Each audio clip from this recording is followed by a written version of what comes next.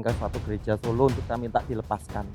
Waktu pelepasan sih saya enggak tahu saya manifestasi seperti apa, tapi yang cerita juga saya sampai lompat sampai ke atap, nyentuh plafon itu saya juga manifestasi seperti itu. Setelah saya sadar saya ditunjukkan.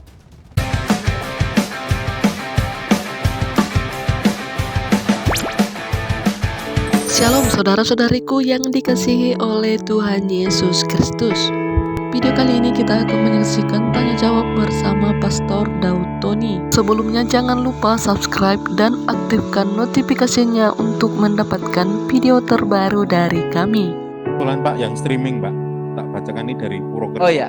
Ya, ada dari Purwokerto yang lagi dengerin streaming, dia tanya, sewaktu mama saya hamil saya, beliau bermimpi dirinya disetubuhi oleh ular raksasa. Kawin roh. Badan ular, kepala manusia pria. Lalu mama saya datang ke dukun dan menceritakan mimpi itu pada dukun. Dukunnya bilang melihat punggung mama saya dan berkata, ini anak kamu nanti akan jadi anak yang ngangkat derajat orang tua. Apakah hal itu bisa menjadi dampak negatif untuk hidup saya? Dan secara tidak kebetulan juga kakek saya adalah seorang paranormal. Apakah ini ada kaitannya? Ini yang disebut namanya kawin roh. Apa saudara? Nah itu harus dipatahkan kutuknya. Ada suatu pelajaran yang saya terima dalam hidup saya. Pada waktu orang percaya Tuhan Yesus, bertobat lahir baru loh ya. Segala kutuk dibatalkan. Tetapi yang jadi pertanyaan, sudahkah kita lahir baru? Apa saudara? Sudahkah kita apa? Oke, sudah? Ini Satu lagi Pak, boleh Oke. pertanyaan. Ini pengalaman pribadi saya Pak. Jadi mumpung saya jadi host, saya tak nunut satu pertanyaan.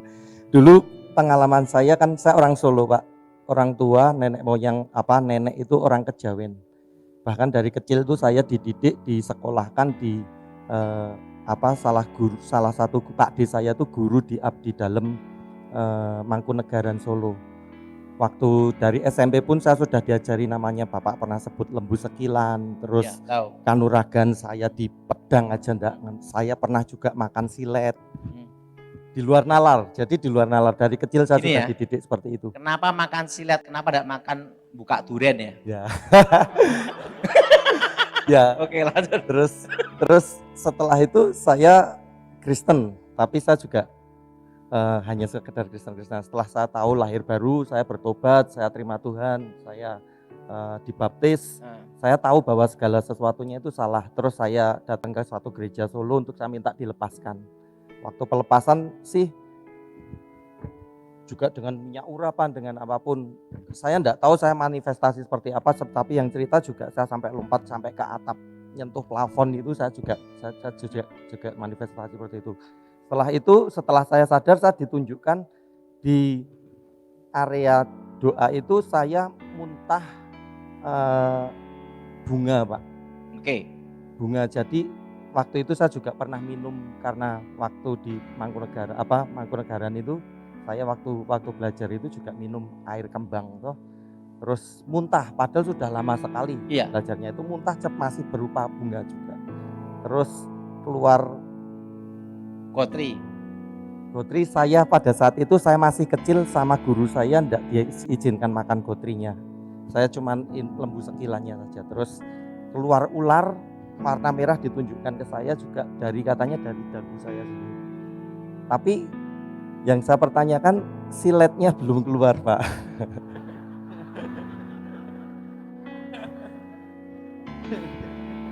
Jadi gini ya, suatu benda yang masuk berupa logam alam gaib, itu kembali ke alam gaib lagi. Berarti masuk ke alam roh, hilang. Tapi volume dan bendanya masih ada. Nanti saya janji sama Pak Petrus untuk membahas masalah ini. Namanya doa peperangan. Santet itu juga ada hubungan dengan itu. Namanya, jadi gini ya, ahli-ahli fisika, termasuk Albert Einstein, mengatakan namanya kecepatan cahaya.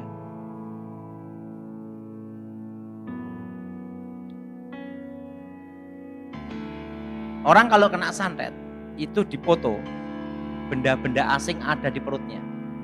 Masuknya melalui mana? Betul? Itu kecepatan cahaya. Kenapa kecepatan cahaya? Setan dulunya adalah malaikat. Diciptakan dari apa? Cahaya, kemuliaan Tuhan. Betul? Setan adalah sepertiga malaikat yang jatuh dalam dosa. Maka kalau kita mau jujur, setan itu adalah ahli fisika.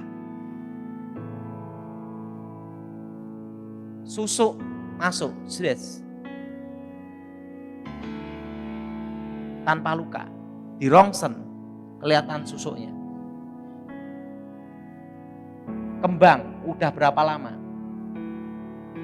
SMP kelas 3 itu SMA kelas 3 saya. Keluarnya kembang, betul? Itu apa? Kecepatan waktu, cahaya. Jadi dukun-dukun Indonesia tidak tahu teori tapi sudah praktek.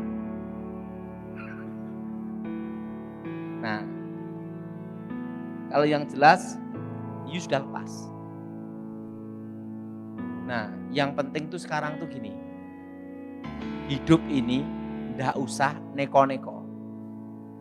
Pindah-pindah gereja itu kurang kerjaan. Podo wae. Ngerti saudara? Nah, yang penting keluarga baik-baik. Kenal Tuhan, keluarga baik-baik, nikmati hidup. Udah selesai.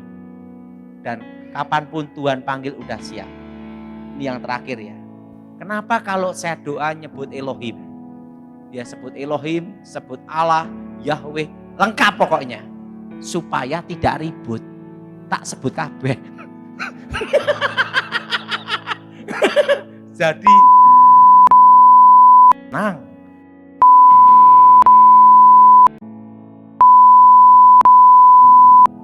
karena kita ini memberitakan Injil untuk membuat damai, bukan ribut. Makanya tak sebut kabeh. Setuju Pak Petrus? Wah, kan ada yang nanya sama saya, apa saya aliran semua. Kenapa? Tak sebut semua. Elohim, Yahweh, Yeshua Hamasia, Yesus Kristus. Semua tak sebut. Kenapa? Kita datang untuk memberitakan damai, bukan bikin perpecahan dan ribut-ribut. Makanya doanya itu semua. Jadi jangan heran. Elohim, Yahweh, semua. Oke? Atun saya serahkan. Terima kasih Bapak Ibu semuanya, kita sudah selesai sesi hari ini.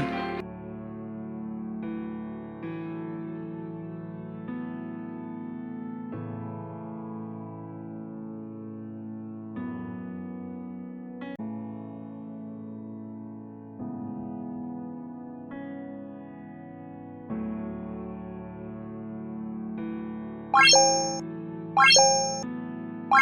you.